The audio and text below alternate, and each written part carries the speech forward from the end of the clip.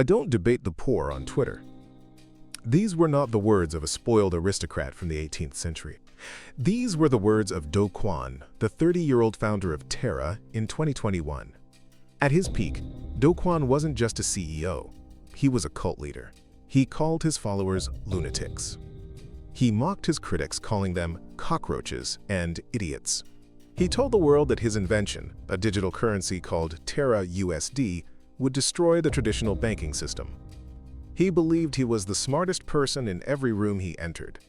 He believed he had solved the oldest problem in finance, how to create money out of thin air. But in May 2022, the laws of economics finally punched back. In just 72 hours, Do Kwon's empire didn't just fall, it evaporated. $60 billion of wealth vanished. It was the largest destruction of wealth in such a short period in the history of modern finance. This is the story of a man who thought he was a god, and the thousands of people who paid the price for his delusion. To understand the tragedy, you have to understand the architect, Do Kwon. He was the perfect image of a Silicon Valley genius. He studied computer science at Stanford. He worked at Apple and Microsoft. He was young, articulate, and incredibly ambitious. In 2018, he founded Terraform Labs in South Korea. His vision was bold. He wanted to create a stablecoin. In the volatile world of crypto, where Bitcoin can drop 20% in a day, a stablecoin is the holy grail. It is a digital token that is always worth exactly $1. It offers the safety of cash with the speed of crypto. Most stablecoins like USDC or Tether are backed by real money. For every digital dollar, they keep a real dollar in a bank vault. It's boring, but it works. Do Kwon looked at that and said, that is inefficient. He wanted to create a decentralized stablecoin, one that wasn't backed by dollars in a bank, but by code, by an algorithm. He created two coins, Terra USD, UST, and Luna. The system was designed like a seesaw. If the price of UST went above $1, the system would burn Luna to create more UST. If UST fell below $1, the system would burn UST to create more Luna. The idea was that market forces would always keep the price at exactly $1. It was elegant, it was clever, and, as history would show, it was completely doomed to fail. For an algorithmic stablecoin to work, people need to want it. Why would anyone hold a risky digital dollar when they could hold a real one? Do Kwon had an answer: greed. He launched something called the Anchor Protocol. It was essentially a savings account for UST. But unlike a normal bank that pays you 0.5% interest, Anchor promised a staggering 20% annual yield.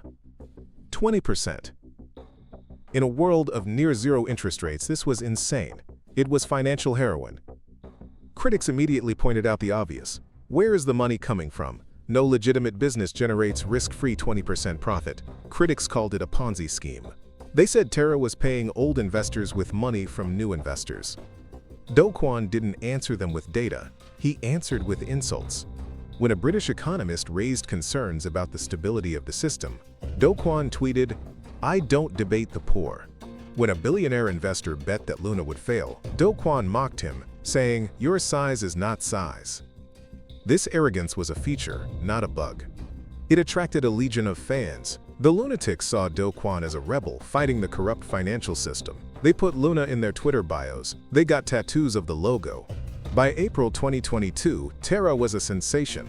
Luna was trading at $116 per coin. The ecosystem was worth over $40 billion. Do Kwon named his newborn daughter Luna. He tweeted, "My greatest invention is named after my greatest invention." He felt untouchable. He bought $3 billion worth of Bitcoin as a reserve to back up his system. He taunted the world, challenging billionaires to try and crash his market. Be careful what you wish for.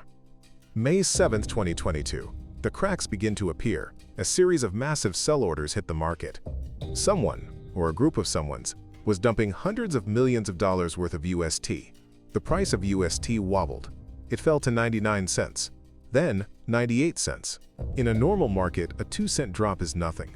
For a stablecoin, it is the apocalypse.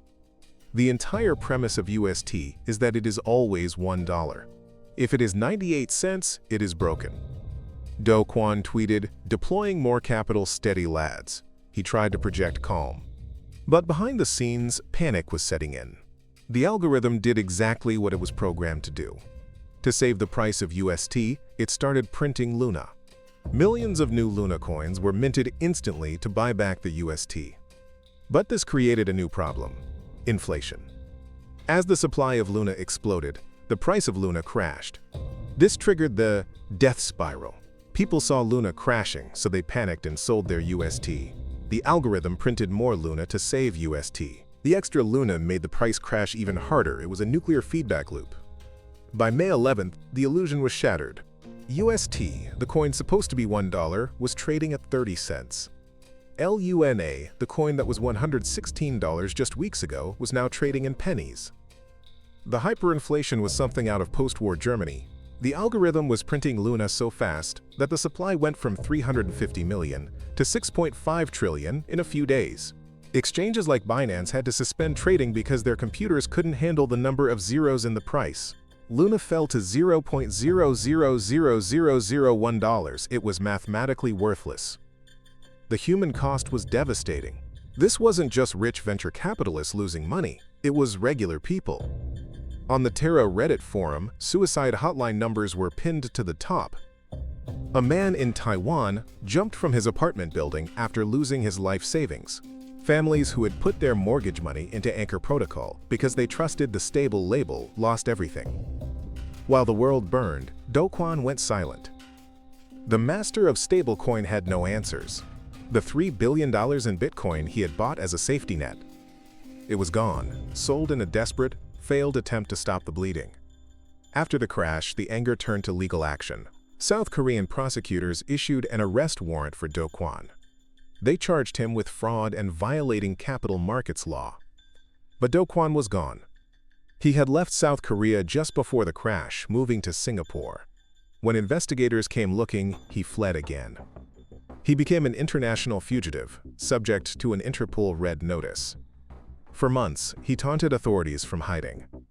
He went on podcasts claiming he wasn't on the run, even though no one knew where he was. He claimed he was just coding in his living room. The manhunt ended in the most ironic way possible.